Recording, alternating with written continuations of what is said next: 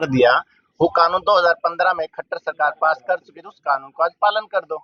बस यही है, कोई डिमांड नहीं। अगर पहले दिन पालन हो जाता, दूसरे दिन स्ट्राइक होती ही नहीं, तीसरे दिन भी हम यहाँ नहीं बैठे होते। कानून तो पहले से बना हुआ है कि किसी भी डॉक्टर पे, नर्स पे, फिजियोथेरेपिस्ट पे, सफाई कर्मचारी पे, हॉस्पिटल के गार्ड पे भी अगर कोई हमला करता है, गाली देता है, छीना झपटी करता है, धमकी देता है, तो उसकी 6 महीने तक जमानत नहीं होगी और 3 साल की सजा है। ये हरियाणा चिकित्सा सेवा व्यक्ति और संस्थान क्षति व चोट उसको बचाने के लिए अधिनियम 14/2009 का है। खट्टर सरकार ने पास 2015 में कर रखा है। पिछले 11 साल में किसके ऊपर आज तक एफआईआर हुई है? पब्लिक पे भी नहीं हुई। हॉस्पिटल तोड़ फोड़ कर जाते हैं, आज तक सरकार ने कहा उस तोड़ फोड़ करने वाले से 100 रुपए भी जमा कराए हैं। कानून तो कहता है कि डबल कीमत जमा करानी है कोर्ट के थ्रू, कहाँ होता है? इसलिए कानून के रखवालों को ही नहीं पता ऐसी कोई धाराएं हैं, उनको ही नहीं पता।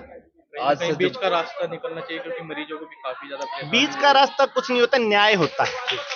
अगर जिसको न्याय मिलता है उसके बाद बात ही खत्म हो जाती है। आज क्या फैसला लिया सर? मीटिंग हुई, काफी देर तक मीटिंग। आज यही है कि जिस तरह आज हरियाणा के ज्यादातर जो एचसीएमएस के डॉक्टर हैं सिविल हॉस्पिटल स्ट्राइक पे हैं, आगे हम हो सकता है कि सारे मेडिकल कॉलेज और आईएमए के प्राइवेट डॉक्टर जो हरियाणा में 6000 हैं, अगर जरूरत पड़ती है आपसी सहमति से एक मीटिंग करके हम इन डॉक्टर के साथ आ सकते हैं, जिसके अंदर 4000 हॉस्पिटल बंद होंगे, सेवाएं बंद होंगी और उसकी जिम्मेवार सरकार का लचीलापन होगा। ना ही वो जनता होगी, ना ही वो डॉक्टर होंगे, ना ही वो अपराधी होंगे, सरकार का लचीलापन होगा। डॉक्टर कुलबीर जाखड़। ये तो हमारे क्लास 1 मेडिकल ऑफिसर थे जिनके साथ हुआ है और उनकी एफआईआर तक होने के लिए 3 दिन का डिले हो चुका है ऑलरेडी और अभी भी डिसीजन पेंडिंग है। तो क्या आप मेरे को इस बात का जवाब दो कि एक कोई नॉर्मल इलिटरेट पर्सन होता है या पब्लिक या सिविलियन होता, क्या उसके साथ ऐसा ही व्यवहार किया जाता है या इससे भी दुर्व्यवहार होता है?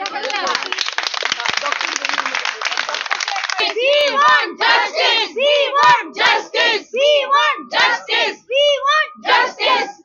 और पुलिस को बचाया जा रहा है, एसएचओ साहब को बचाया जा रहा है। कौन बचाने का प्रयास कर रहा है मैडम? जो मीडिया में आप सुन रहे हो, हम भी सुन रहे हैं। ठीक है, सबको अगर डॉक्टर ने गलती करी है तो उसका भी निष्पक्ष पूरी जांच हुई। हम नहीं कहते जांच ना हो, वीडियो ऑडियो दोनों तरफ आप देखो, पर ये है कि गुंडागर्दी ना हो। मतलब हम सिर्फ ये कहते हैं, चाहे वो डॉक्टर है चाहे वो कोई पुलिस वाला है, गुंडागर्दी नहीं होनी चाहिए। तो क्या मैसेज आएगा? नहीं, कैसा मैसेज आएगा पब्लिक को? अगर ये पुलिस ही पीटना शुरू कर देगी तो पब्लिक हमें रोज पीटेगी। ये बात, क्योंकि पेशेंट इतने माहौल में, इतने सेंसिटिव माहौल में पेशेंट होता है ना, वो हम भी जब पेशेंट बन के जाते हैं ना किसी हॉस्पिटल में, हमें भी डॉक्टर पे गुस्सा आ रहा होता है। मैं सच बोल रही हूँ। ठीक बात है। हम फोर्टिस जाते हैं, कहीं जाते हैं, हमारे भी पेरेंट्स यहाँ इधर उधर एडमिट होते हैं, हमें गुस्सा डॉक्टर पे आ रहा होता है, उसका कसूर कोई नहीं होता। हम अपनी फ्रस्ट्रेशन डॉक्टर पे निकालते हैं, क्योंकि रियली वो जो फ्रस्ट्रेटेड होता है बंदा वही गुस्सा निकालेगा, नॉर्मल बंदा थोड़ी ना निकालेगा। वो एक्चुअल में अपनी चिंता में होते हैं कि हमारे मरीज को कुछ हो ना जाए, क्योंकि वो मेडिकोज नहीं है, वो डॉक्टर्स नहीं है, उन्होंने वो पढ़ाई नहीं की है। आप आगे आके बोलेंगे थोड़ा सा, आगे आ जाओ। मैं यहीं पे ठीक हूँ, मेरी भीड़ में मैं सबके साथ ही हूँ। तो लगातार जो मेडिकल इंडियन मेडिकल एसोसिएशन के बैनर तले ये एक मीटिंग आज करनाल के अंदर हुई और अब देख सकते हैं तमाम डॉक्टर्स जो हैं, मेडिकल स्टाफ है, नर्सिंग स्टाफ है, वो यहाँ पर आपको नजर आ रहा होगा और एक ही मांग पर तमाम डॉक्टर्स अड़े हुए हैं कि इस पूरे मामले की निष्पक्ष जांच हो। आप सभी से पहले वीडियो को ज्यादा से ज्यादा मीडिया के साथी हैं, मैं बस आपसे एक सवाल पूछना चाहूंगा।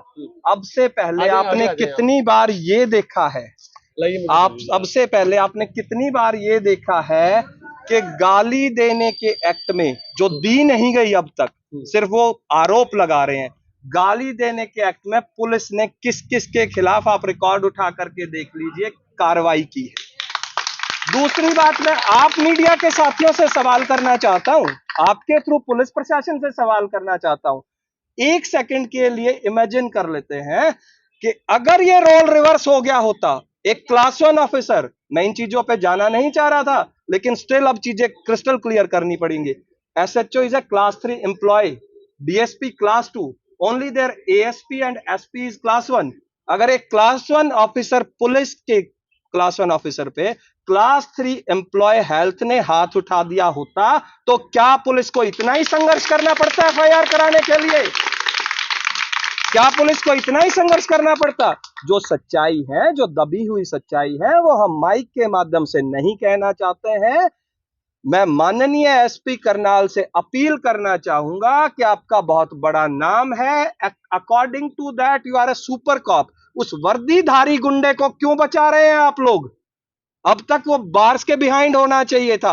पूरी ताकत झोंक दी है पुलिस के कुछ पार्ट ने उस वर्दीधारी गुंडे को बचाने के लिए। और बड़ी जिम्मेदारी के साथ मैं एक चीज आप लोगों से कहना चाहूंगा कि लश्कर का टूटता हुआ भरम देख रहे हैं, गिरफ्तारी और उस गुंडे के बीच जो फासला जो रह गया है वो कम देख रहे हैं, और वर्दी और शराब के नशे में जो तू नहीं देख पाया इंस्पेक्टर दीपक, अब वो हम देख रहे हैं। Thank you. तो गंभीर आरोप घरौंडा पुलिस थाना प्रभारी पर डॉक्टरों की ओर से लगाए जा रहे हैं, जिसकी तस्वीरें देख सकते हैं आप। सभी से प्लीज वीडियो को शेयर करें। डॉक्टरों के अंदर बड़ी नाराजगी और गुस्सा है, जिसकी तस्वीरें देख सकते हैं।